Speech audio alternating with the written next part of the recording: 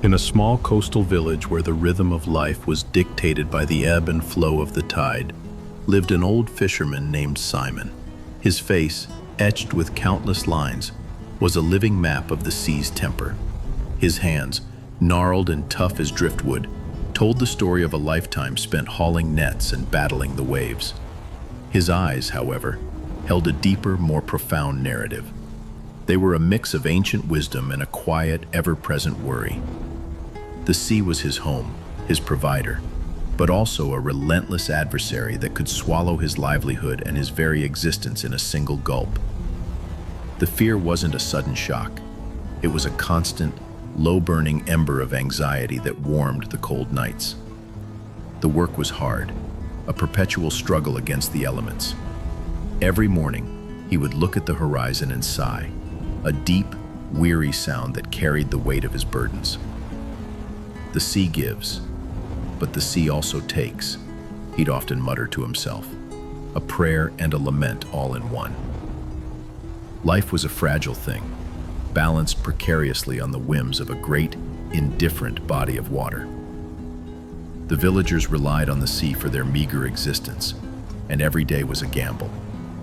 The small wooden boats were their only hope, their only connection to survival. But the constant fear of losing everything was a shadow that followed them from dawn till dusk. They'd work from the first light of day until their bodies ached with exhaustion, their muscles screaming in protest, but still, they would return to shore with nets that were too often empty. The sea was vast, and their resources were pitifully small. This was the life they knew, a never-ending cycle of toil and desperation. This unspoken burden was a communal weight, a shared sigh that echoed through the village. Each family understood the other's plight. They were a community built on shared hardship and a fragile, desperate hope. Simon, more than anyone, felt this burden acutely. He had seen its own set of unanswered questions. The children, oblivious to the deeper struggles of their parents, played on the shore, their laughter a beautiful but stark contrast to the quiet desperation that clung to the air. The old men gathered by the shore, their hands in their pockets, their faces grim. They spoke of the changing tides, the strange currents, the shifting moods of the ocean. Their conversations were a mix of practical knowledge and superstitious fear, but there was always one topic that brought them all together: their faith. They believed in a higher power, in a divine presence that watched over them, even when the storms raged. They held on to the hope of a miracle, the promise of a better tomorrow. This was their true anchor, the one thing that kept them from drifting into complete despair. The faith was their shared secret, their unshakable foundation. It was the only thing they could truly rely on. It was a strange kind of hope, born not from certainty, but from a desperate need. And it was this desperate need that would soon be tested in a way none of them could have ever imagined. The sun was dipping below the horizon now, painting the sky in fiery shades of orange and red, a beautiful farewell to a day that was, for the most part, uneventful. But this was not just another sunset. This was the calm before the storm, a storm that would change everything, a storm that would force them to confront their deepest fears and their most profound beliefs. Simon, his body still sore from the day's work, looked at his son, James. James was young, full of life, and a fire that Simon felt had long been extinguished in himself. James was his one hope, his one constant motivation. "James," Simon said, his voice a low rumble, "are the nets ready for tomorrow?" James nodded, his face lit by the fading light. "Yes, Father, everything is ready." "Good," Simon said, but his voice was heavy. He knew a storm was coming. He could feel it in the air, a certain kind of heaviness that old fishermen knew best. Sex. Every man, woman, and child understood the unspoken language of the sea. Their lives were an open book, written in the nets they mended and the boats they painted. The village was a tapestry of weathered faces and calloused hands, each thread a story of resilience and faith. They were not wealthy in coin, but in a bond forged by mutual reliance. As the sun climbed higher each morning, the men would gather at the docks, their faces a mix of determination and anxiety. They'd inspect their nets, their weathered fingers moving with a practiced grace that spoke of generations of work. They'd share quiet jokes, their laughter a brief, fragile defiance against the harshness of their reality. They'd talk of the weather, of the shifting currents, and of the stories passed down from their grandfathers. Every story was a lesson, a warning, and a whispered prayer for a safe return. The women would stand on the shore, their hands clasped together, watching the small boats become tiny specks on the vast expanse of the water. Their hearts were carried out with the tide, and they wouldn't feel whole again until they saw the boats return, heavy with the day's catch. This was their ritual, their silent plea. Life was a constant state of prayer for them, a negotiation with the unpredictable. They knew they could not control the sea, but they could place their trust in something greater. Simon's son James stood out among the younger fishermen. He possessed the same steady resolve as his father, but his eyes held a fire that was uniquely his own. While the other young men were content to follow in their father's footsteps, James harbored a quiet, burning desire for more. He loved the sea, but he longed to escape the endless cycle of struggle. He wanted to provide for his family in a way that didn't involve constant fear. He saw the toll the sea took on his father, the weary slump of his shoulders, the deep lines around his eyes. He saw the poverty that clung to their village like a stuck #top at meta. Pause. Sex 0.05 of boats swallowed whole, and of the few who were saved by what they could only call divine intervention. These stories were their history, their folklore, and their proof that their faith was not in vain. They knew the sea was a merciless master, but they believed in a God who was a merciful Father. As the day drew to a close, a sense of foreboding settled over the village. The wind had a strange whistle to it, and the seagulls were flying inland, a clear sign of bad weather approaching. The old men gathered at the docks once more, their conversation now filled with a different kind of urgency. They spoke in low, serious tones, their eyes fixed on the horizon. Simon looked at James, a silent warning passing between them. "The air is heavy," Simon said, his voice a gravelly whisper. "Feels like a storm is brewing." James nodded, his youthful optimism momentarily replaced by the same familiar dread that he saw on his father's face. The sea, so beautiful and placid just hours before, now looked dark and ominous, a sleeping giant about to awaken in a fury. The villagers dispersed, each heading to their own home, their footsteps heavy with the weight of shared anxiety. They were all in this together. Their fates were tied to the small boats and the great sea. The prayers that they had been whispering all day now took on a new, more desperate tone. They were not just for a good catch, but for their very lives. The final rays of the sun painted the sky in a dramatic, fiery red, a fittingly theatrical backdrop for the drama that was about to unfold. The stage was set, the characters were in place, and the ocean, a character in its own right, was waiting to play its part. The silent prayers of a community echoed into the wind, carrying their hopes and fears to a God they believed was listening. The night swallowed the last remnants of the sunset, plunging the world into a deep, velvety darkness. Simon, his face illuminated by the soft glow of a lantern, looked out at the tranquil surface of the water. He was a man who had lived his life by instinct, and every bone in his body told him that this perfect calm was not to be trusted. He had seen this before, a peaceful facade hiding a monstrous, churning fury just below the surface. He felt a shiver run down his spine that had nothing to do with the cool night air. James, however, was full of youthful exuberance. He imagined the nets returning full, their boat low in the water from the weight of the catch. He saw a future where his family didn't have to live in perpetual fear. He saw a life free from the constant struggle, a life where they could finally rest. He cast his nets with a force that was almost reckless, his heart a drumbeat of hope. "This is it, Father," he whispered, his voice full of excitement. "This is our night." Simon just nodded, his own voice caught in his throat. He wanted to believe. He truly did.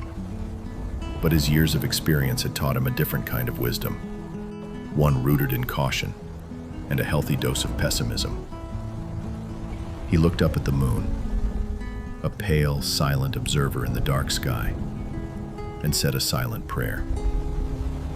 "Lord, we are in your hands. Please be with us tonight."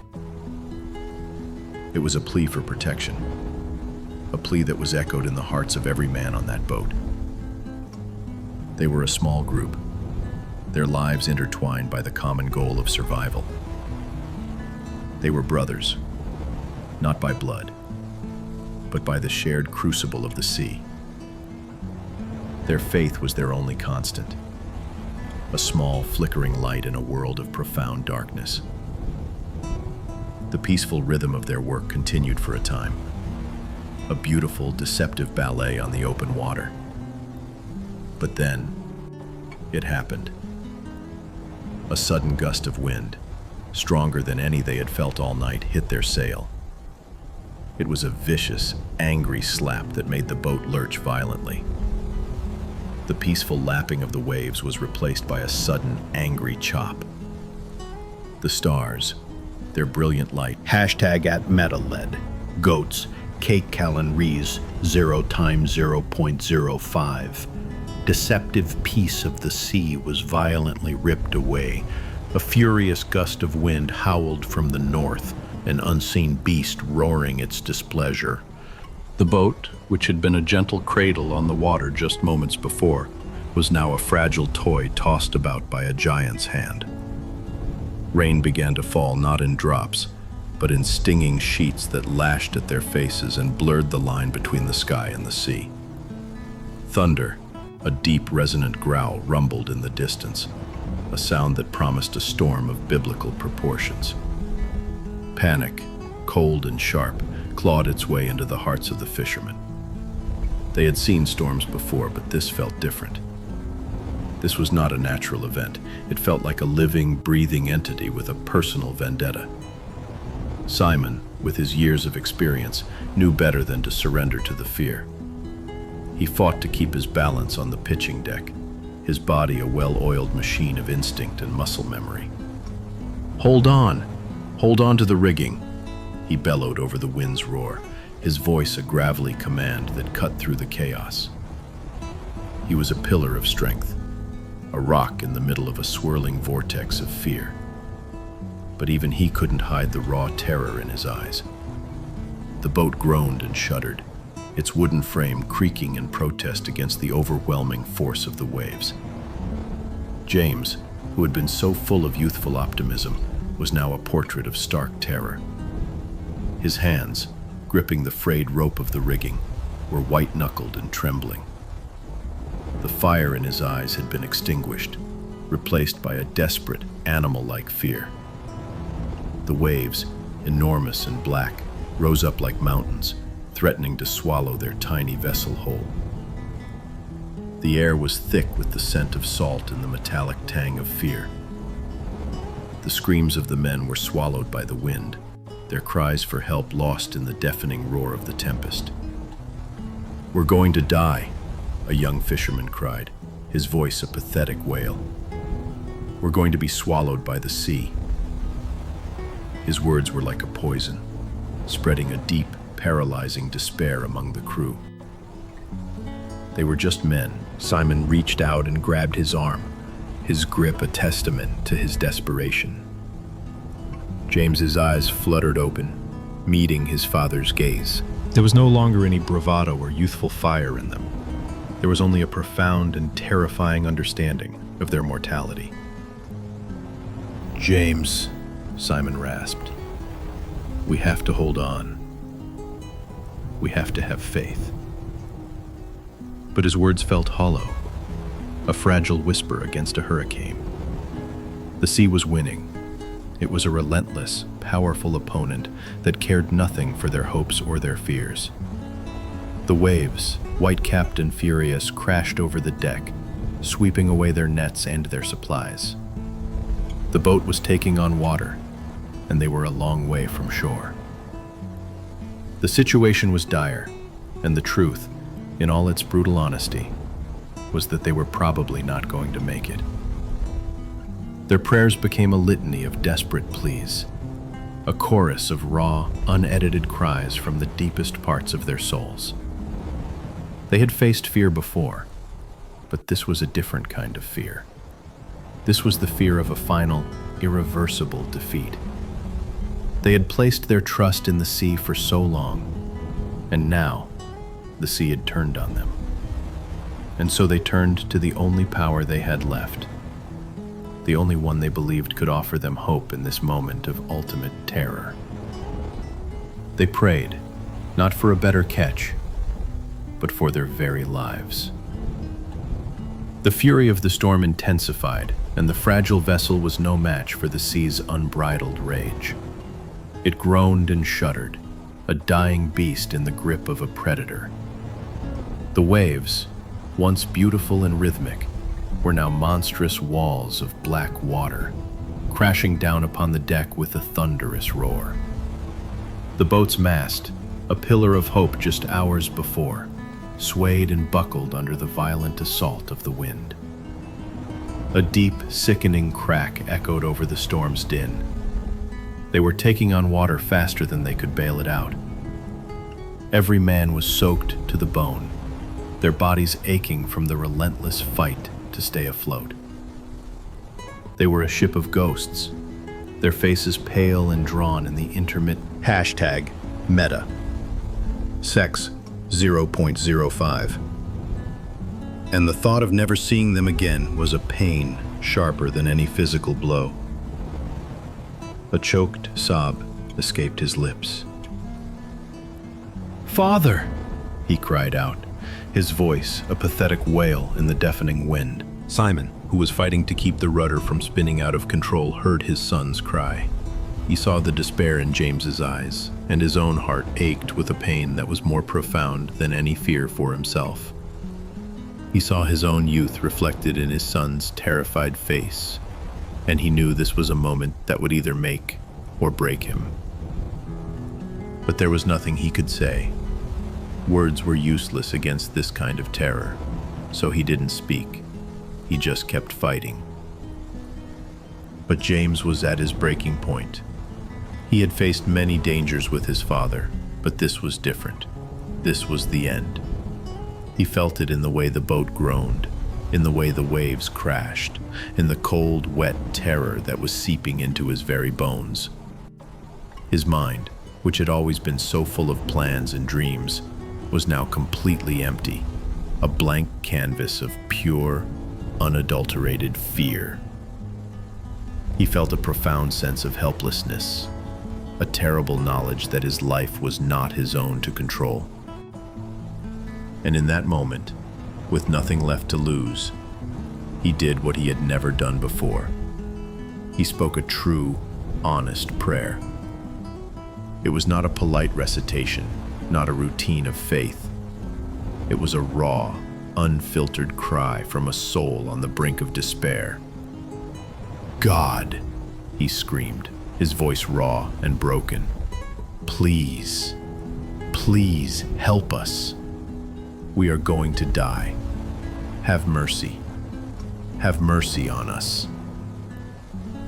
The words were simple, yet they carried the weight of a lifetime of unspoken fears and anxieties. They were the words of a man who had finally surrendered his pride and his illusion of control, and had turned to the only power he had left. His cry was joined by the other men on the boat, their voices a chorus of desperate, sorrowful pleas. Lord, we are lost. Lord, we are afraid. Please, Lord, save us from the sea. The collective weight of their suffering was so immense, it seemed to hang in the air, his body swaying with the violent lurching of the boat. He grabbed his son's shoulders, his grip a testament to his desperation and his love. He looked into James's terrified eyes, and for a moment, the storm seemed to fade.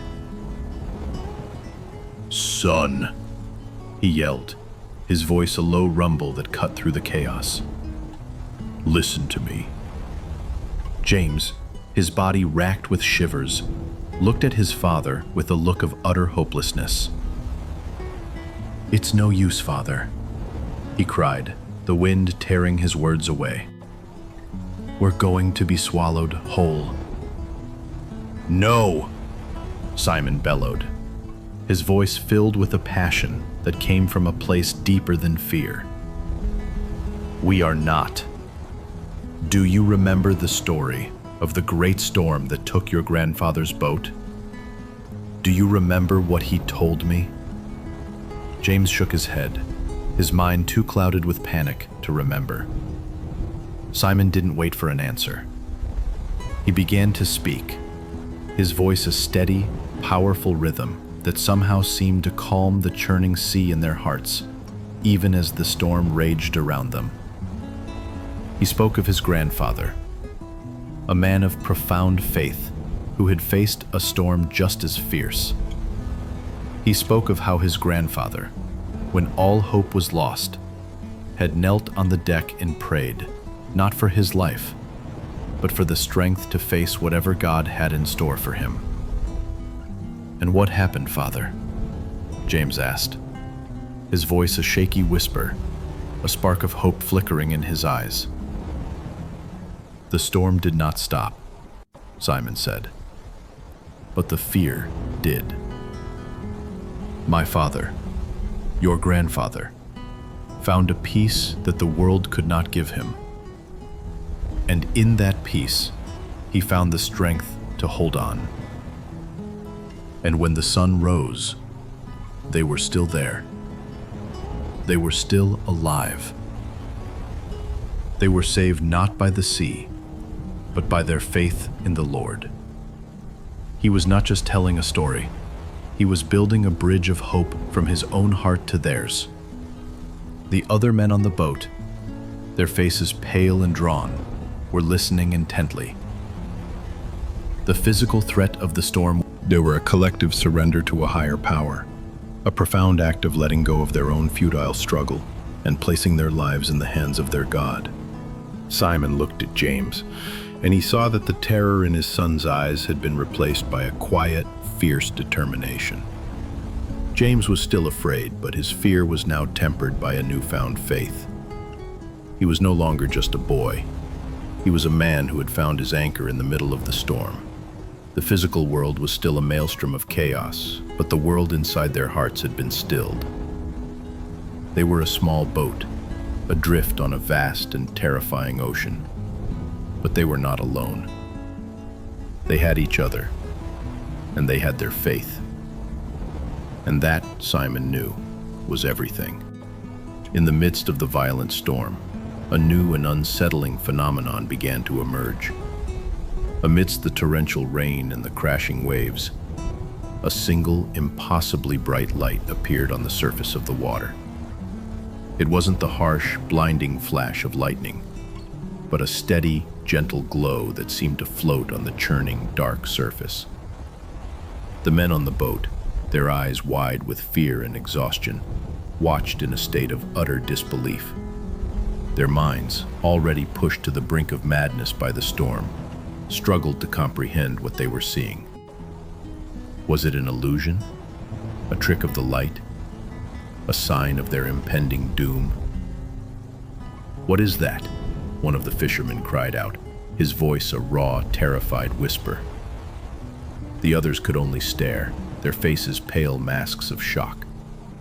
Simon, his heart pounding a frantic rhythm against his ribs, squinted through the blinding sheets of rain.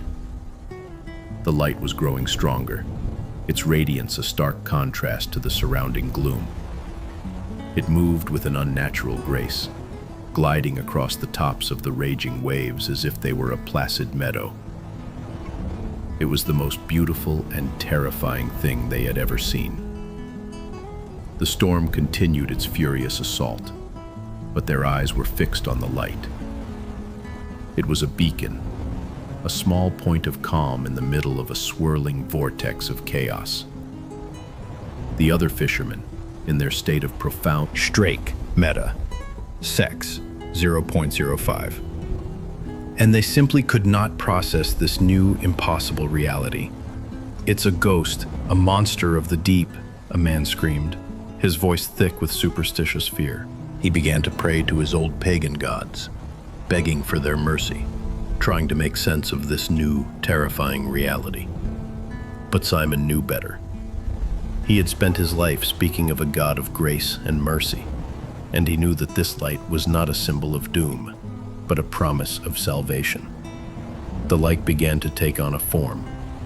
It was a figure, tall and serene, walking on the raging water as if it were solid ground. It was an image that defied all logic, all reason, all the laws of nature they had ever known.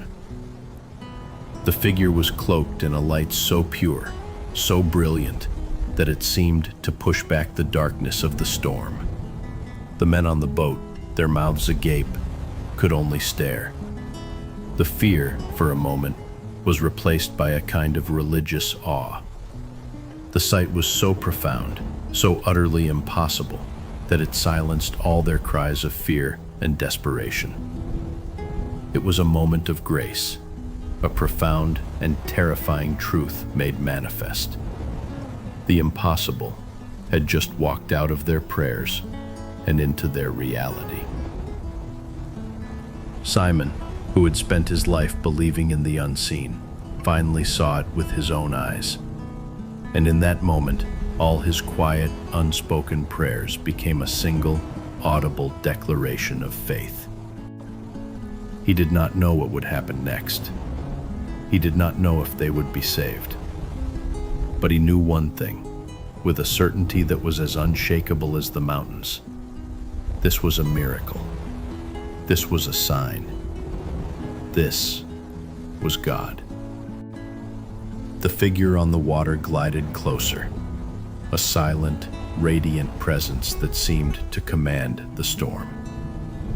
The men on the boat, their fear now mixed with a profound sense of awe, could only watch, their breath caught in their throats. The light surrounding the man was not blinding, but rather it was a soft, pure glow that seemed to emanate from within. His face, though partially obscured by the darkness and the rain, held an express Stash, meta, sex, it's Jesus. The name, a sacred word in their community, hung in the air, a beacon of truth in the middle of a world of lies and fear. James, who had been clinging to the mast, his body trembling with fear, saw his father on his knees. He saw the look of unadulterated awe on Simon's face. And in that moment, he knew his father was right. This was not a dream. This was real. He loosened his grip on the rigging, and slowly, reverently, he too fell to his knees, his eyes fixed on the approaching figure. The other men, seeing the profound, unshakable faith of Simon and James, followed their lead. One by one, they fell to their knees, their heads bowed, their silent prayers of desperation now becoming silent prayers of profound gratitude and worship. The boat, which had been tossed around like a toy, now felt strangely stable. The wind still howled, and the rain still fell. But the immediate threat, the terrifying sense of impending doom, was gone. The figure of Jesus reached the side of the boat, and he looked at them with eyes that held the wisdom of 1,000 ages and the profound, boundless compassion of a loving Father. He did not speak. He did not need to. His very presence was a word. It was a word of comfort, a word of peace, a word that said, "I am here. You are not alone." He raised a hand, and the storm, which had been a deafening monster just moments before, began to subside. The wind died down to a gentle breeze. The waves became a soft, rhythmic lapping against the hull, and the rain became a gentle, cleansing sprinkle. The clouds parted, and a single brilliant ray of moonlight shone down on the boat, a divine spotlight on the moment of their salvation. The men, their heads still bowed, felt a profound sense of relief wash over them. It was a physical sensation, a letting go of the tension that had been a tight knot in their bodies and their souls. Hashtag flush at meta, pause, sex 0.05. His heart still pounding with a frantic rhythm, looked from the man on the water to his father, a question in his eyes. Simon, his face streaked with tears and rain, could only nod, his lips trembling with a joy and awe that words could not contain. The man was real. The miracle was real. Their prayers had been answered in a way that was so much more powerful than they could have ever imagined. The figure of Jesus was not just a man. He was a beacon of light, a living testament to the power of their faith.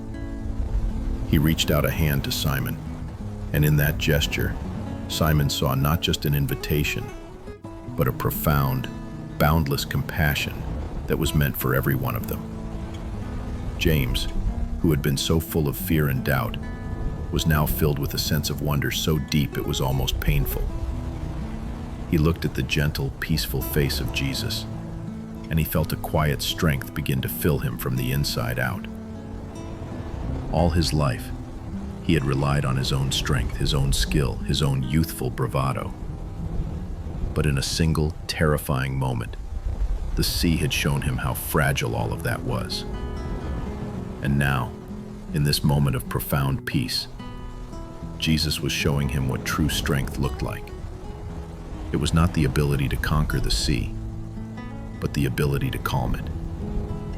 It was not the ability to fight the storm, but the ability to command it. James, in a moment of utter and complete surrender, fell to his knees on the deck, his head bowed, his heart overflowing with a gratitude that was too immense for words. The other men, their faces a mix of awe and relief, did the same. One by one, they knelt on the deck, their heads bowed, their silent prayers of desperation now becoming silent prayers of worship. They had seen the impossible. They had witnessed a miracle of a scale they had never even dared to dream of. They had seen a man walk on water and command a storm. They had seen their own lives, which had been so close to being snuffed out, spared by an act of profound grace. The silence was broken only by the soft lapping of the water against the... They were men who had witnessed the divine. Their lives, which had been so full of struggle and fear, had been changed forever. They had not just survived the storm. They had found salvation in it. They had looked into the face of death and found the face of God. With the storm gone and the boat safely in the calm waters, Jesus looked at the fishermen with eyes that held a profound, patient wisdom. He did not scold them for their fear or their lack of faith. He did not need to. The lesson was already written in the very fibers of their being. Instead, he spoke with a gentle, resonant voice that seemed to penetrate their very souls. "Why were you afraid?" he asked, not as a question of accusation, but as a tender, probing inquiry. "Did you not believe that I was with you? Did you not know that I would not let you perish?" His words were simple, yet they were a profound lesson in trust. He was teaching them that faith was not just a word to be spoken in the quiet of a temple. It was an action to be taken in the middle of a storm. He was teaching them that he was not just a God of miracles, but a God of presence. He was with them, even when they could not see him.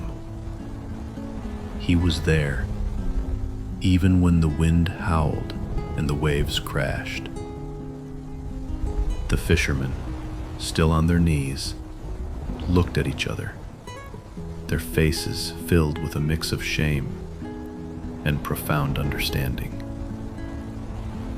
They had prayed to him, but they had not truly believed that he would answer. They had asked for salvation, but they had not trusted that it would be given. Jesus was not just saving them from a physical storm. He was saving them from a spiritual one. He was showing them the futility of their own efforts, their own struggle. He was teaching them that true peace did not come from a calm sea, but from a surrendered heart. "You have been Meta, outraged. "I have not come to save you from your work," he said, "but to give you a new kind of work. I have not come to take away your struggle, but to show you how to find peace in the middle of it. I have not come to calm the sea for you, but to teach you how to walk on it with me." His words were a powerful, life-altering truth. They were not just a group of men who had been saved from a storm. They were a group of men who had been called to a new life. They were fishermen who had been saved by a miracle, but they were about to become something more. They were about to become his disciples. He looked at each of them, his eyes filled with a profound and boundless compassion. He saw their fears, their doubts, their struggles, and he did not condemn them. He loved them. And in that moment, they knew that their lives, which had been so full of hardship and struggle, were now filled with a purpose that was bigger than any storm, any sea, any fish. They had found not just a savior, but a master. They had not just been saved from the sea, but they had been saved for a purpose. Their prayers had been answered, not in the way they had expected, but in a way that was so much more profound and so much more life-altering. The sun, a brilliant orb of gold and orange, began to creep over the horizon, casting a soft, warm light upon the tranquil sea. The small boat, which had been at the mercy of a furious storm just hours before, now glided gently through the calm waters, a testament to the miracle they had just witnessed. As they approached the shore, the first signs of life began to appear. The villagers, their faces etched with the profound anxiety of a long, sleepless night, were gathered at the docks. They had seen the storm brewing and had spent the entire night in silent, desperate prayer for their loved ones. When they saw the small boat, still intact and seemingly unharmed, a collective sigh of relief, so immense it was almost a physical presence, swept through the crowd. Stash at Meta. Pause. Sex 0.05. Their voices thick with emotion, telling a story that was so incredible, so impossible, that it was almost unbelievable. They spoke of the monstrous waves, the howling wind, the sense of utter and complete hopelessness. They spoke of their prayers, their cries for mercy, their surrender. And then they spoke of the light. They spoke of the figure walking on the water, the profound, serene presence that had commanded the storm. They spoke of the man named Jesus, who had looked at them with eyes of boundless compassion and had stilled the raging sea with a single word. The villagers listened, their mouths agape, their minds struggling to comprehend the impossible. They had heard stories of miracles before, but they had always been distant tales, legends from a time long past. But this was different. This was real. This was their friends, their family, their neighbors, telling a story that had happened just hours before. The women, who had been praying all night, now knelt on the sand, their heads bowed in profound gratitude. The men, who had been skeptical and full of fear, now looked at the fishermen with a newfound reverence. The story of their salvation was not just a tale, it was a testament to the power of their God. It was a truth that was so powerful, so undeniable, that it spread through the village like a wildfire. Every man, woman, and child heard the story of the fishermen and the miracle of the sea. The fishermen became living, breathing proof of the love and mercy of Jesus. Their story became the central narrative of the village. It was told around fires at night, whispered in quiet prayers, and retold to the children as a bedtime story. The fear that had always clung to the village like a stubborn mist began to lift, replaced by a profound and unshakable sense of hope. They knew that no matter what the sea brought, they had a God who was bigger than any storm. The fishermen, who had been so close to death, had been given a new life, a new purpose. They had been saved, not just from the sea, but for a purpose. They were now living, walking testament. #@meta, pause, Avustus 0.05. A hallucination brought on by fear and exhaustion. The sea plays tricks on a man's mind when he's out there for too long. He and his friends, a group of young, ambitious fishermen, laughed at the credulity of the villagers. They saw themselves as modern men, men who were not so easily swayed by old wives' tales. They believed in the power of their own hands, their own nets, their own knowledge of the sea. They believed that a man was the master of his own destiny, not some phantom figure walking on water.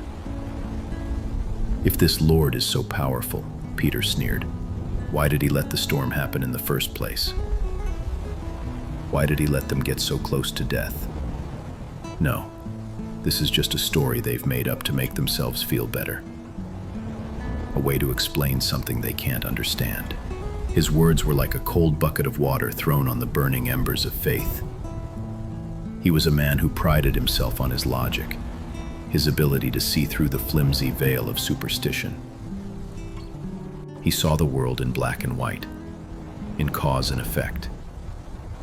He saw the sea as a force of nature, nothing more.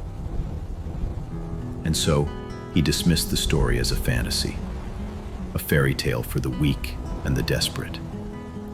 But the story lingered in his mind, a nagging question that refused to be silenced. He saw the profound change in Simon and the other fishermen. He saw the light in their eyes, the quiet peace that had replaced their perpetual fear. He saw the way the villagers looked at them with a newfound reverence. It was a change that he could not explain with his logic, his reason. He knew them. They were not liars. And so, a seed of doubt, tiny and fragile, began to take root in the fertile ground of his skepticism. He could not shake the image of the man on the water from his mind. It was a contradiction to everything he had ever known. And it was a contradiction that fascinated him. He wanted to see it for himself. He wanted to find a logical explanation. #meta, pause, Twild Sex 0.05. not something that could be proven or disproven with logic. It was a living, breathing thing. And in that moment, Peter knew that he was a man who was lost, not on the sea, but in his own soul. The sea, a silent, powerful witness to their conversation, seemed to pull at them, its gentle rhythm a counterpoint to the quiet tension in the air. Simon, without a word, began to walk towards a small wooden boat on the shore. He did not invite Peter to join him, but his every movement was a silent invitation. Peter, his heart a strange mix of bravado and a profound, gnawing curiosity, followed him. He had come here to challenge, to prove a point, but in the face of Simon's quiet, unshakable peace, he felt his carefully constructed arguments begin to crumble. They pushed the boat into the water and began to row, the oars dipping into the cool, dark water with a soft, rhythmic sound. The village was now a distant blur of lights on the shore, and they were alone, just two men on the vast, open sea. This was Peter's domain, the one place he felt a sense of mastery and control. He felt his confidence begin to return, a familiar, comforting presence. "So," Peter said, his voice a little more confident now that they were on his territory. "Tell me about this miracle. Tell me what really happened." Simon smiled, a gentle, knowing smile that did not reach his eyes. "Peter," he said, his voice as calm as the sea they were on. "The miracle was not just that the sea was stilled.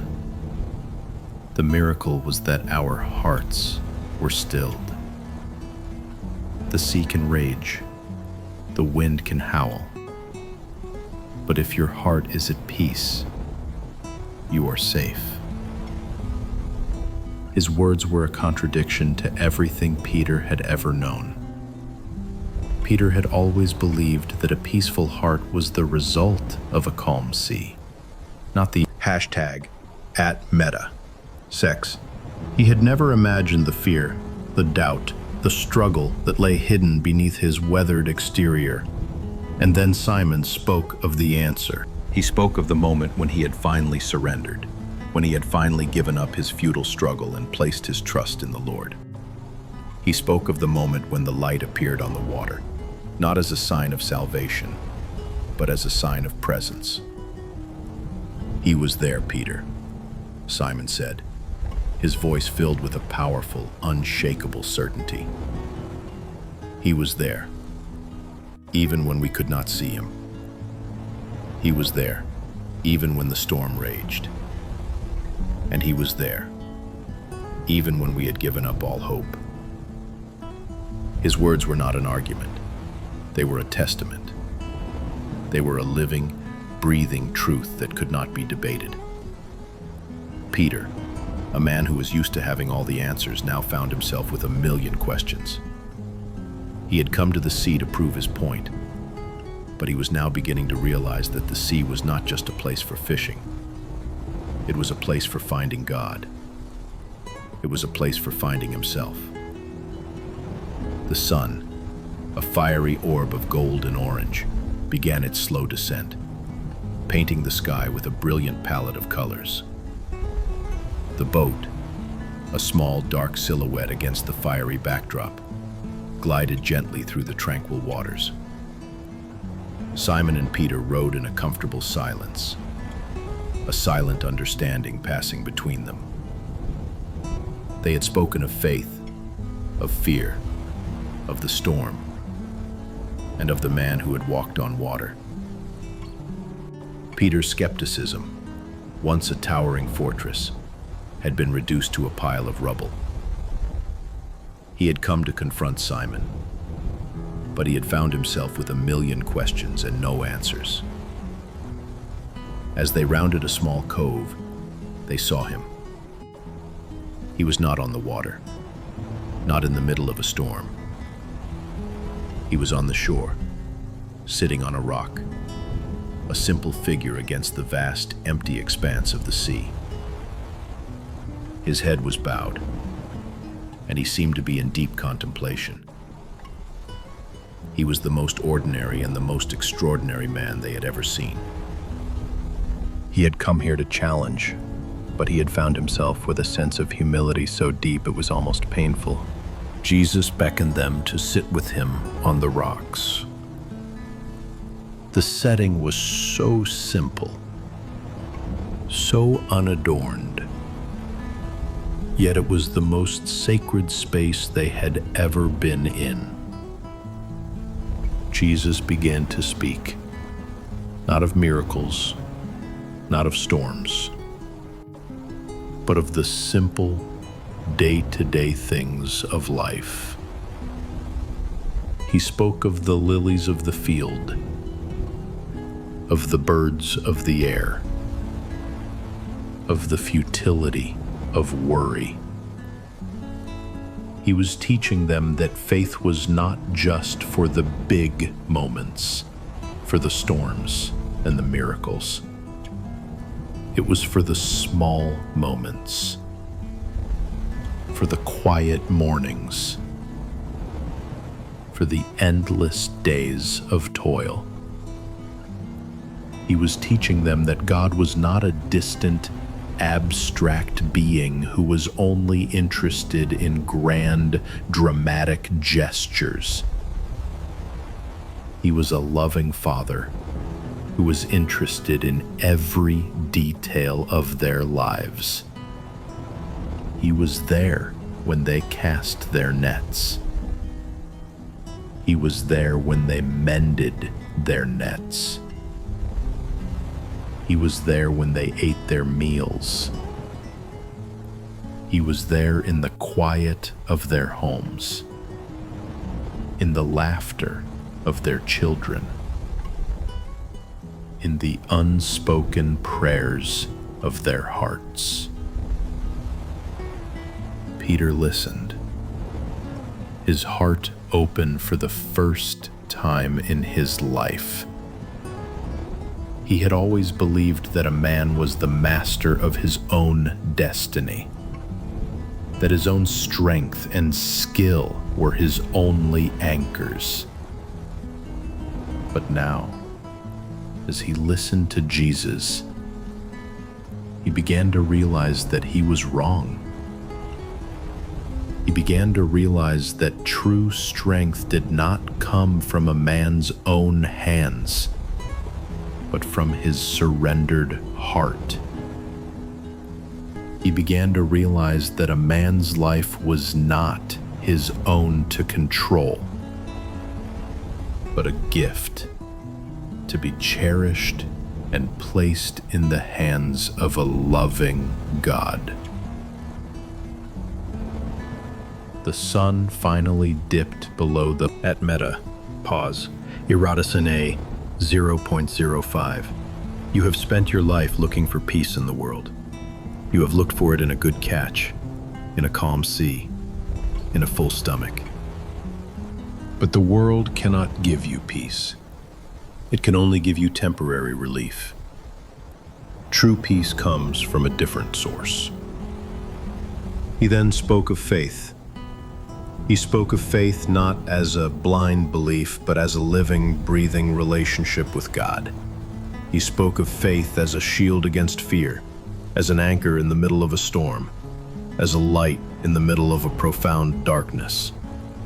He was teaching them that faith was not a fragile thing that needed to be protected. It was a powerful force that could move mountains and command the sea.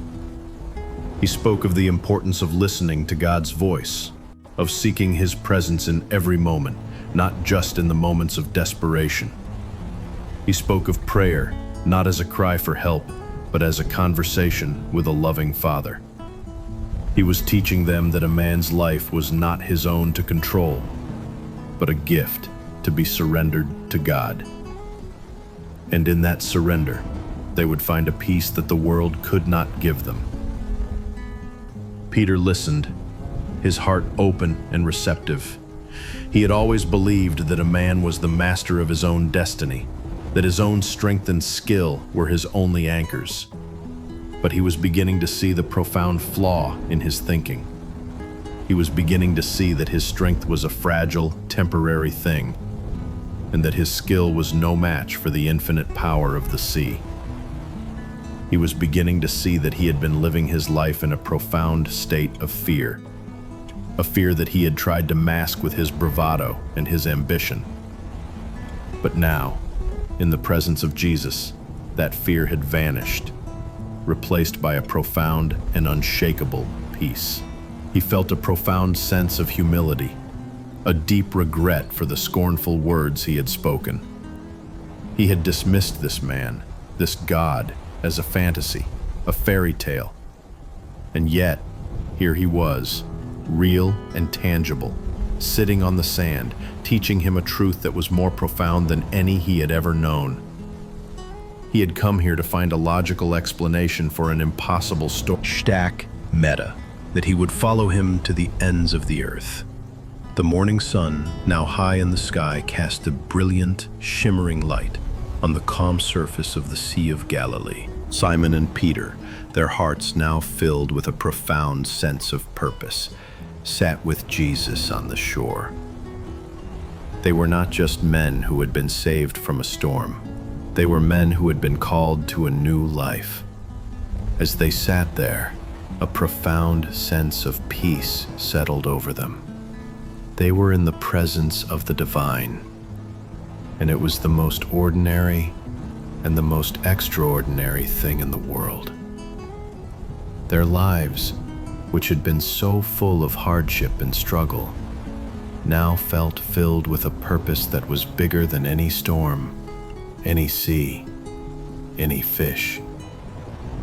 A crowd had begun to gather on the shore, drawn by the stories of the storm and the miraculous salvation of the fishermen. They were a mix of the curious, the faithful, and the skeptical. They had heard the tales, and they had come to see the man who could command the sea. They were hungry for a sign, for a miracle that would prove the truth of the story. Jesus, who knew their hearts, looked at the crowd with a profound and gentle compassion. He knew that their hunger was not just for a miracle. It was for a truth that would give their lives meaning. He then stood up and walked towards the water's edge, beckoning Simon and Peter to follow him. The crowd watched in hushed anticipation, their eyes wide with expectation. Jesus then looked at Simon and said, "Go out to the deep water and let down the nets for a catch." Simon, a man of profound faith, but also a man of profound experience, hesitated. He had been fishing all night. He had worked tirelessly, and he had caught nothing. The sea had been empty. He knew that in this part of the lake, at this time of day, there were no fish. It was a truth that was as solid and as unshakable as the mountains. He had come here to listen to the Lord, to learn from him. But now, Hashtag meta, pause, sex 0.05. He was a man who relied on God. With a new sense of purpose, he and Peter pushed the boat into the water. The crowd watched, a sea of silent, expectant faces. They rowed to the deep water, and with a quiet prayer, they cast their nets. They waited. For a moment, nothing happened. The nets were a silent, empty presence in the dark water. And then, a small tug. Then another. And then, a violent, powerful jerk that almost pulled the boat under. The nets, which had been so empty just moments before, were now so full that they were straining at the seams. They were filled with a haul of fish so immense that it was an impossible, mind-boggling miracle. The boat began to sink under the weight of the catch. They had to call for help from the other boats. The fishermen, who had been skeptical and full of doubt, now stood in the presence of a second, even more profound miracle. This was not just a miracle of salvation. This was a miracle of abundance.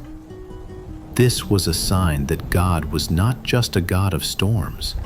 He was a God of a different kind of power.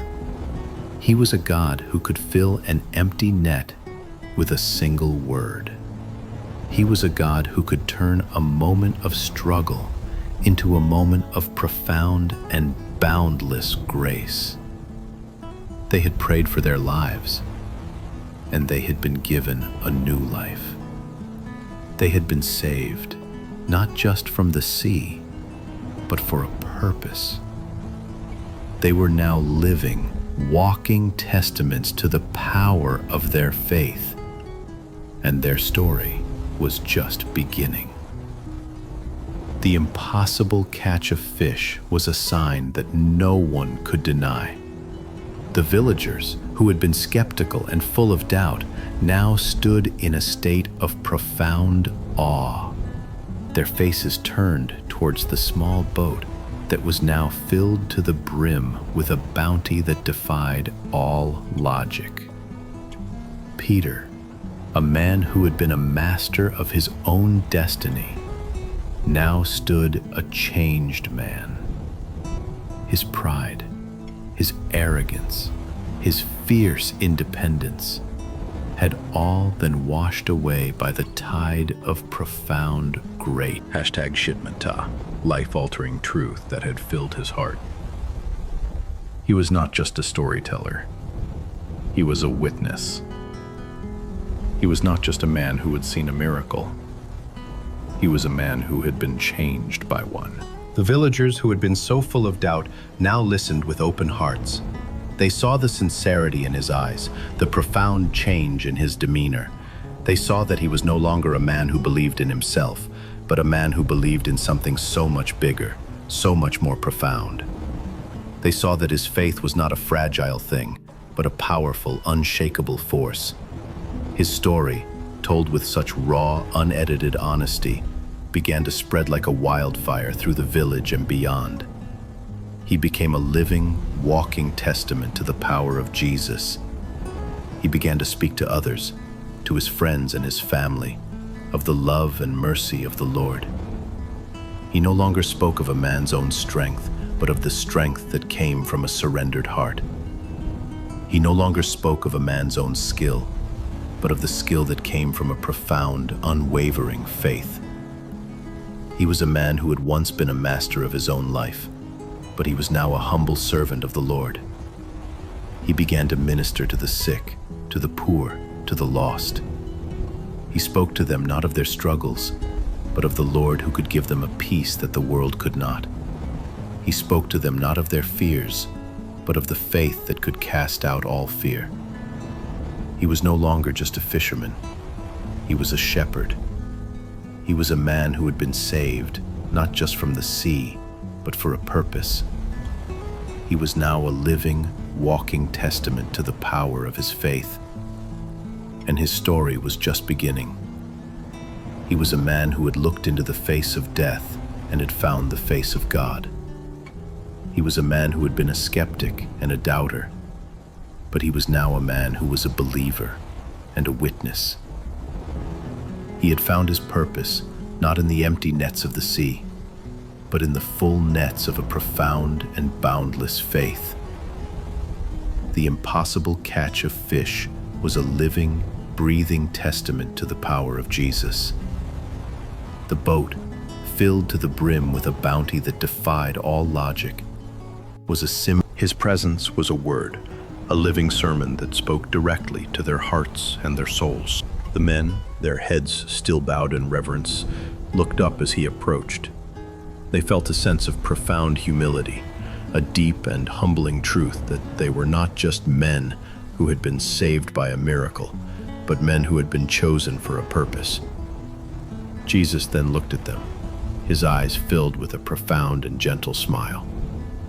He was not a king on a throne, but a man on the shore, a master who had come to call his servants to a new kind of work. "Come," he said, his voice a low, resonant rumble that seemed to fill the entire beach. "Follow me." The words were simple, yet they were a powerful, life-altering truth. They were a call to a new life, a new purpose, a new way of being. They were not a command, but an invitation.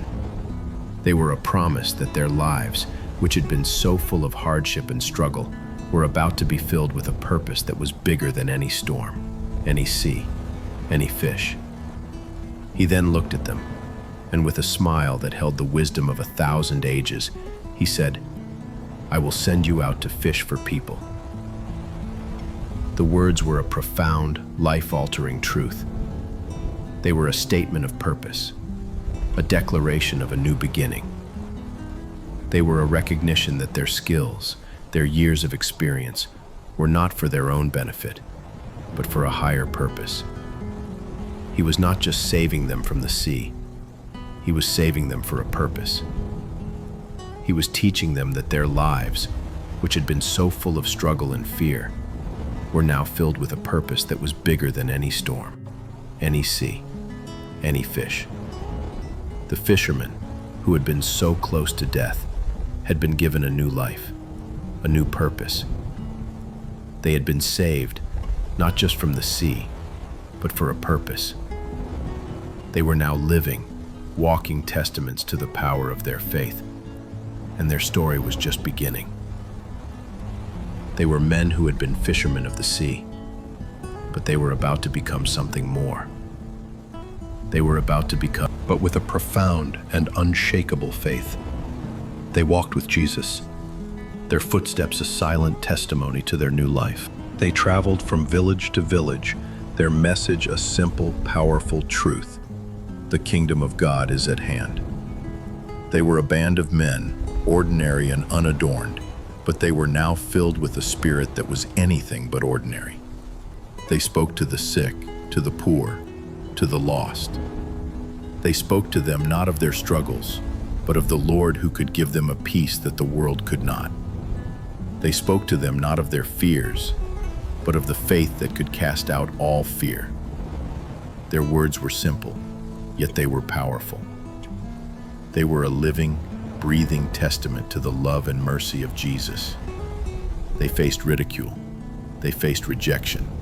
The skeptics, the doubters, the religious leaders who saw them as a threat, all laughed at them. "You are just fishermen," they sneered. "What do you know of God?" They were not scholars. They were not priests. They were just men. But they were men who had seen the impossible. They were men who had seen a storm stilled with a single word. They were men who had seen an empty net filled with a bounty that defied all logic.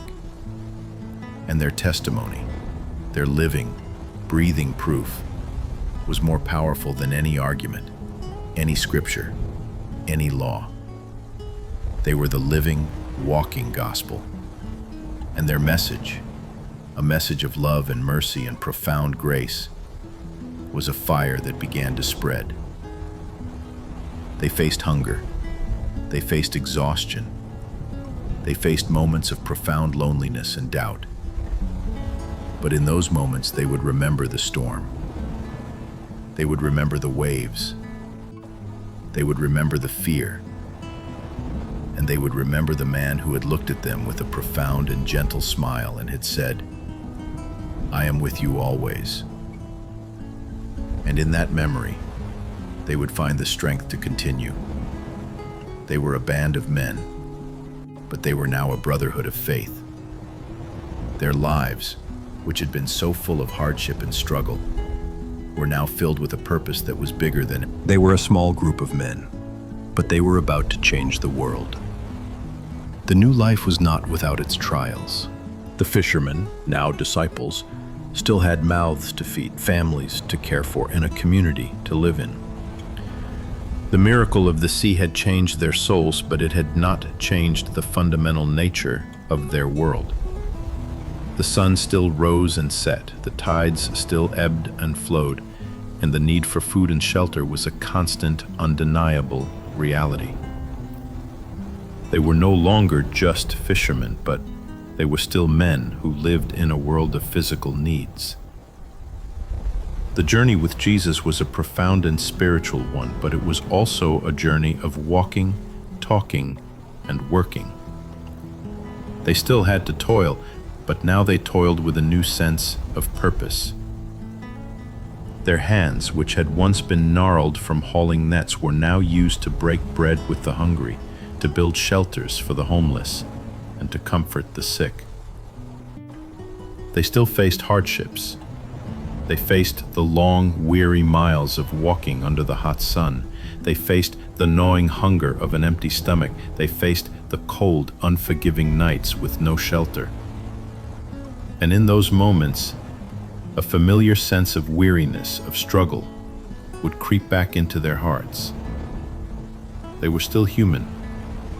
They were still prone to fear and doubt and a profound sense of exhaustion. And in those moments, the old habits would reassert themselves. The old familiar words of lament, the quiet, unspoken prayers for relief would return. "O Lord," Simon would whisper to himself, his feet aching from a long day's walk. "The road is so long. The day is so hot. Why must it be so difficult?" These were not words of a man who had lost his faith, but of a man who was struggling to live it. These were the honest, raw cries of a man who had surrendered his life to God, but who still had to live in a world of struggle. And in those moments, James would look at his father, his eyes filled with a new #meta. They were learning a new kind of prayer. A prayer that was not for the removal of a burden, but for the strength to carry it. They were learning that their lives were not just a series of events, but a living, breathing testimony to the power of their faith. And in the midst of their struggle, in the midst of their hardship, they were finding a profound, unshakable peace that the world could not give them. They were no longer living in fear. They were living in faith. They were no longer struggling to survive. They were struggling to serve. And their journey, a journey that had been so full of hardship and struggle, was now filled with a purpose that was bigger than any storm, any sea, any fish. Their new journey, a pilgrimage of faith, led them to a small, dusty village far from the sea. The village was a place of profound struggle, its people marked by a quiet, gnawing desperation. They were farmers, their lives a perpetual battle against the unforgiving sun and the dry, cracked earth.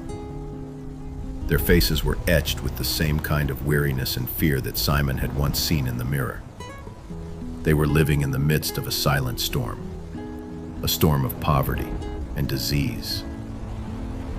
In this village, they heard a story that was tragically familiar.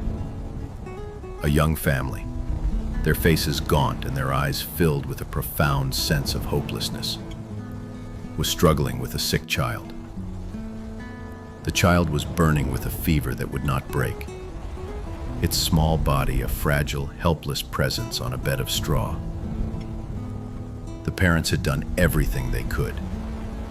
They had used every remedy they knew. They had prayed every prayer they had been taught. But nothing had worked. They were a family who had come to the end of their hope. Simon, his heart aching with a profound sense of compassion, looked at James. He saw the same look in his son's eyes. They had been those people. They had been those parents, praying for a miracle in the midst of a storm. And they knew, with a certainty that was as unshakable as the mountains, that they had to help. He prayed for the child's healing, for the parents' peace, and for the family's faith. James, his heart filled with the profound grace of a man who had been given a new life, knelt beside his father. He laid a hand on the child's small, feverish head, and he prayed too. His words were not of a man who was asking for a favor, but of a man who was talking to a loving father. "Lord," he whispered, his voice filled with a profound and gentle love. "This child is yours. This family is yours. Please, Lord, have mercy." The prayers of the two men, which had once been cries of desperation in the middle of a storm, were now a profound, sacred symphony of faith and compassion. The parents of the child, who had been so full of despair, looked at the two fishermen with a look of profound, humbled curiosity. They had never seen such a faith. They had never seen such a love. They had never seen such a peace. And in that moment, in the middle of their deepest sorrow, they felt a small, fragile spark of hope begin to flicker in their hearts. They had been praying for a miracle, but they had found something so much more. They had found two men who had been a living, breathing testament to the power of a God who was bigger than any storm, any sea, any disease. They had been saved, not from the sea, but for a purpose. They were now living, walking testaments to the power of their faith, and their story was just beginning. They were men who had looked into the face of death and had found the face of God. They were men who had been skeptics and doubters, but they were now men who were believers and witnesses. They had found their purpose, not in the empty nets of the sea, but in the full nets of a profound and boundless faith. The two men, Simon and James, knelt by the small straw bed, their heads bowed in prayer. The parents, their faces a mix of profound grief and profound curiosity, watched them. They had prayed every prayer they knew. They had exhausted every remedy, and they had come to the end of their hope. They had been praying for a miracle. "Sex, your hope has been stretched to its limit, but the Lord is here. He hears your prayers, and He loves you." His words were not a promise of a miracle, but an affirmation of a profound, unshakable truth. He then turned to Jesus, who had been standing silently in the doorway, and with a voice filled with a profound, unshakable faith, he said, "Lord, we believe. We believe that you are the Son of God. We believe that you have the power to heal this child. And we ask, with a profound and humble heart, for your mercy." Jesus, who had been a silent presence in the room, now walked to the child's bedside. He laid his hand on the child's small body, a touch that was so gentle, so filled with a profound and boundless love that it seemed to light up the entire room. He then looked at the parents, his eyes filled with a profound and gentle smile. "Your faith has been a light in the middle of a profound darkness," he said, his voice a low, resonant rumble. "And your faith has saved your child." In that moment, the child's fever broke. Its small body, which had been racked with a profound and terrifying sickness, now felt cool and calm. The child's small chest, which had been heaving with ragged breaths, now rose and fell in a steady, peaceful rhythm. The child's eyes, which had been closed for days, now fluttered open, and a profound, gentle smile spread across its small face.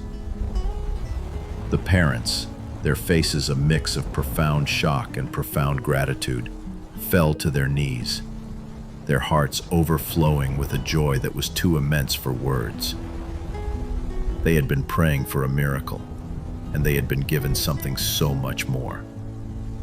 They had been given a living, breathing testament to the power of a God who was bigger than any storm, any sea, any disease.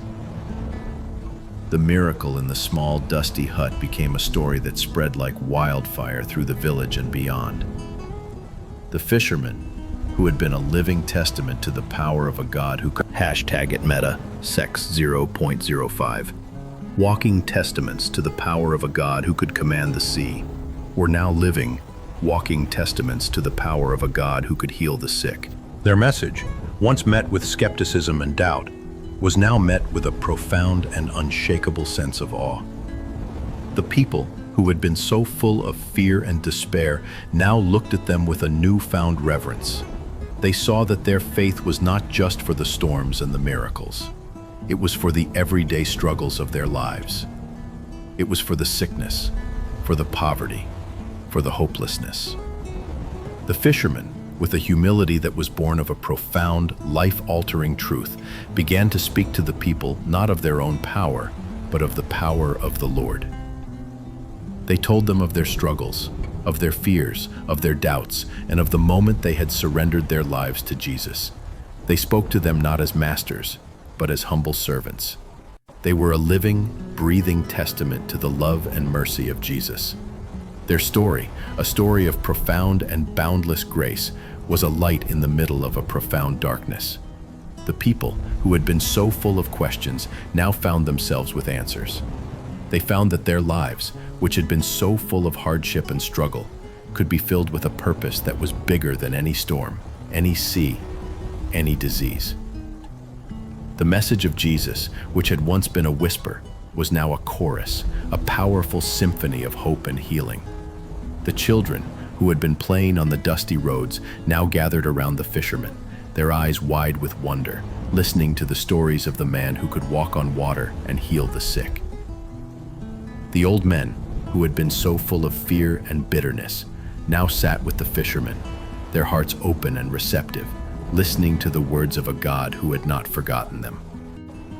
The women, who had been so full of worry and despair, now found a profound, unshakable peace in their hearts. They began to pray, not just for a miracle, but for a profound and unshakable faith that would see them through the trials of their new life. They were no longer living in fear. They were living in faith. They were no longer struggling to survive. #meta, pause. It was beginning to grow. A powerful and undeniable force that would change not just their lives, but the lives of every person they touched. They were a small group of men, but they were about to change the world. The fishermen, now a brotherhood of faith, had been traveling for a long time. Their bodies were tired, their feet were sore, but their hearts were filled with a purpose that was bigger than any physical hardship. They had seen the power of Jesus to heal the sick, to feed the hungry, and to calm the storms. They had seen him transform lives, and they had seen him transform their own. But the world was not without its trials. The sea, a constant presence in their lives, now presented a new challenge. As they were traveling by boat to a new village, the sky, which had been a clear, brilliant blue, began to darken with a profound, terrifying speed. The wind, which had been a gentle breeze, now began to howl with a familiar, menacing fury. They were about to enter another storm, but this time, it was different. This time, there was no panic. There was no fear. There was only a profound and unshakable sense of calm. They had faced this before. They had faced the terror, the desperation, the profound sense of hopelessness. And they had been saved. They had seen the face of God in the middle of a storm, and they knew that they were not alone. Simon, with a quiet strength that was born of a profound, life-altering truth, looked at his crew. He saw no fear in their eyes, only a quiet, fierce determination. He saw men who had been transformed, men who were no longer slaves to the sea, but masters of their own faith. "Brothers," he said, his voice a low, steady rumble, We have faced this before. We have seen the Lord in the middle of a storm, and we know that we are safe in His hands. His words were not just a statement of fact, they were a profound, unshakable declaration of faith. But in the middle of it all, the men were at peace. They were not afraid. They were not panicked. They were just men on a small boat in the middle of a storm who were filled with a profound and unshakable faith. They were men who had been saved from the sea, but they were now men who had been saved for a purpose. They were now living, walking testaments to the power of their faith, and their story was just beginning. They were men who had looked into the face of death and had found the face of God. They were men who had been skeptics and doubters, but they were now men who were believers and witnesses. They had found their purpose not in the empty nets of the sea, but in the full nets of a profound and boundless faith. The second storm, though just as violent as the first, was a test of a different kind. The men, their faces a picture of profound peace, were not fighting the sea. They were enduring it. Their prayers were no longer cries of desperation, but affirmations of faith. They were a brotherhood of men who had been saved by a miracle, but they were now a brotherhood of men who were living by a profound and unshakable truth. The wind howled, and the waves crashed over the deck. But in the middle of it all, the men were at peace. They were not afraid. They were not panicked. They were just men on a small boat in the middle of a storm who were filled with a profound and unshakable faith. They had learned that a calm heart was not the result of a calm sea, but the result of a surrendered will. It was then that Jesus appeared, not in a sudden, brilliant light, but in a quiet, serene presence. He was not walking on the water, but standing on the bow of their boat, a living, breathing testament to His promise. He looked at them, His eyes filled with a profound and gentle smile.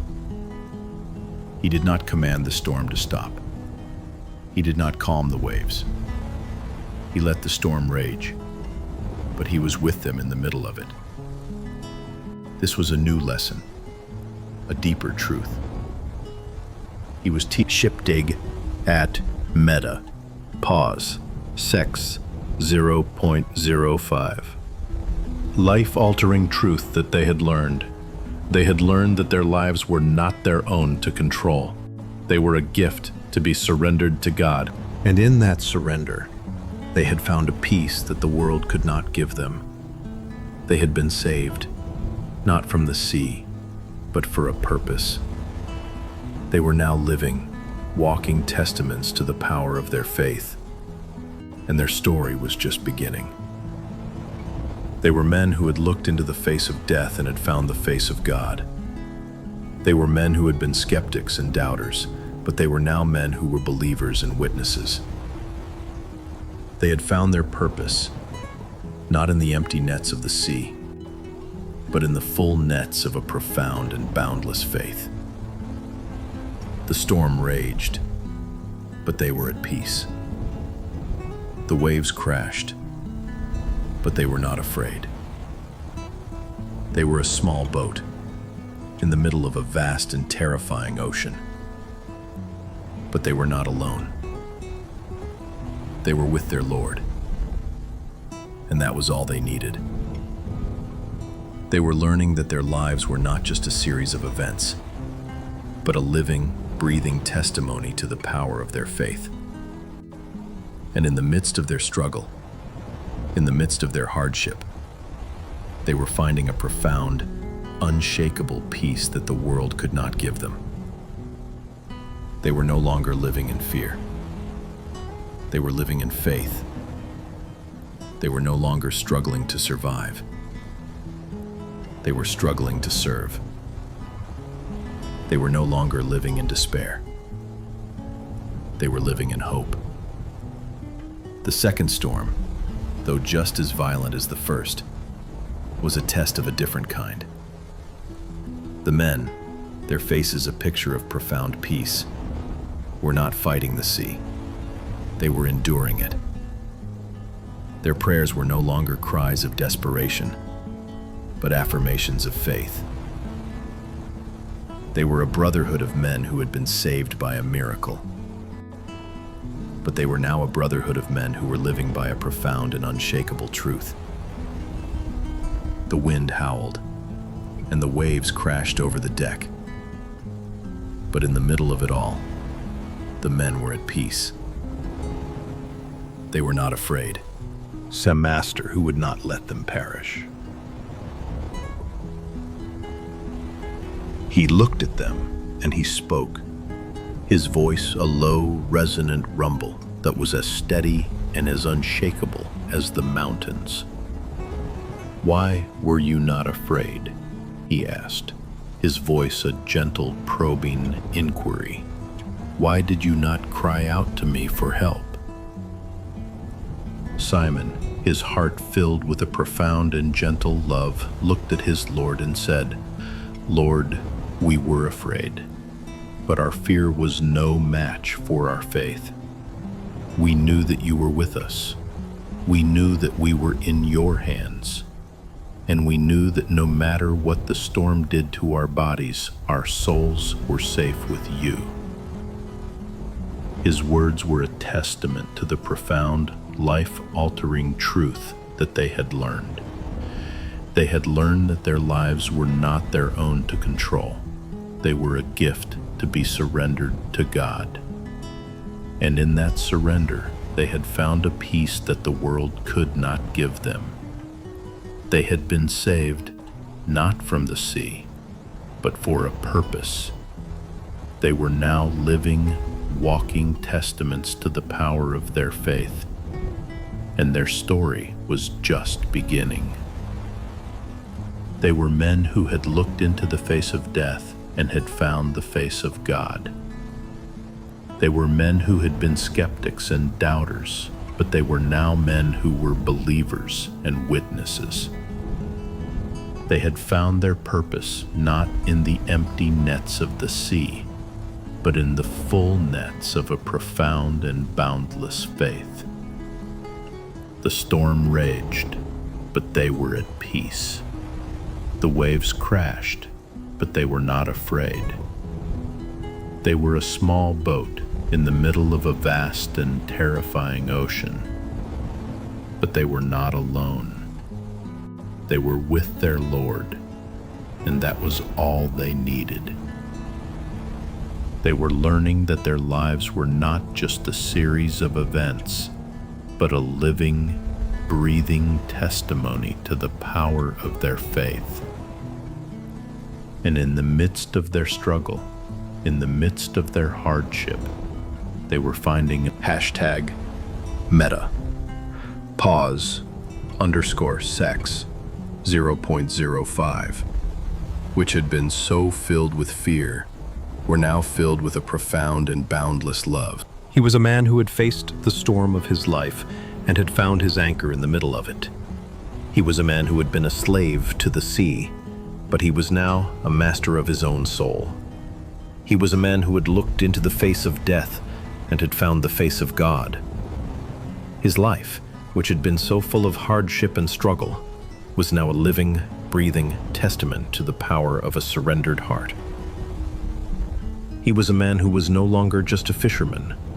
He was a living, walking example of what it meant to have a profound and unshakable faith. He was a man who had been saved, not from the sea, but for a purpose. And that purpose was now his life's work. James, who had been a boy full of youthful impatience and a profound, gnawing fear, was now a man. His body, which had been a symbol of youthful bravado, was now a symbol of quiet strength and profound humility. His eyes, which had once been so filled with terror, were now filled with a light that was almost supernatural. He had been a boy who had yearned to escape the struggle of his life, but he was now a man who had embraced it. He was a man who had learned that true peace did not come from a calm sea, but from a surrendered heart. He was a man who had learned that true strength did not come from his own hands, but from his profound and unshakable faith in the Lord. He had been a boy who had been saved from a storm, but he was now a man who was saving others. He was now a living, walking testament to the power of his faith. And his story was just beginning.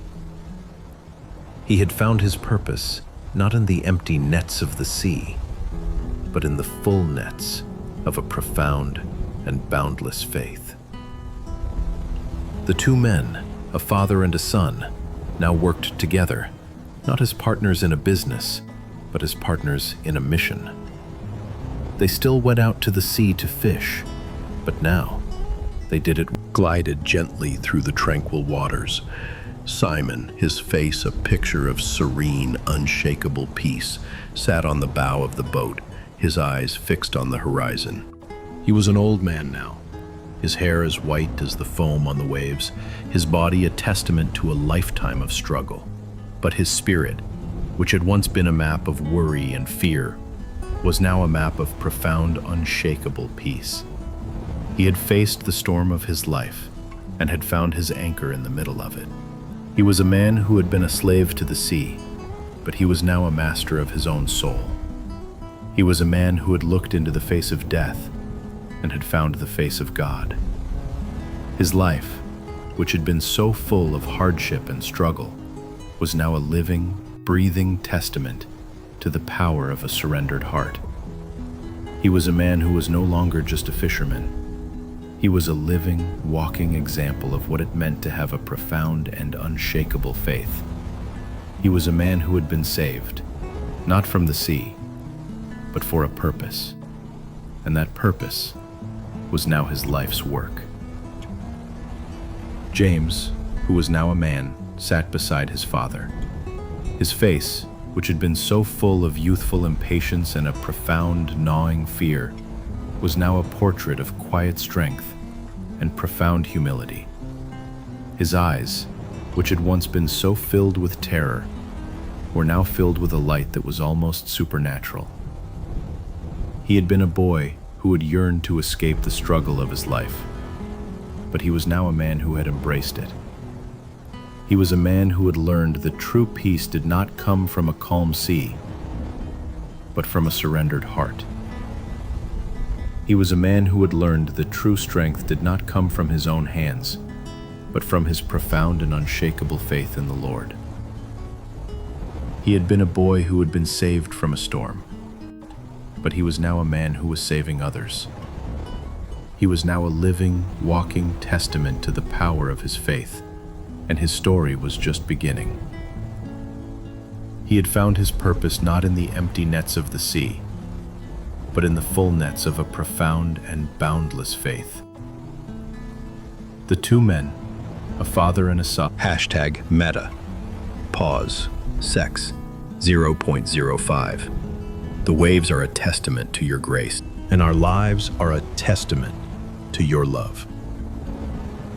He was a man who had once been a slave to the sea, but he was now a man who was a living, breathing testament to the power of a God who was bigger than any storm, any sea, any fish. He was a man who had looked into the face of death and had found the face of God. He was a man who had been a skeptic and a doubter, but he was now a man who was a believer and a witness. He had found his purpose not in the empty nets of the sea, but in the full nets of a profound and boundless faith. His life, which had been so full of hardship and struggle, was now a living, breathing testament to the power of a surrendered heart. He was a man who had been saved, not from the sea, but for a purpose. And that purpose was now his life's work.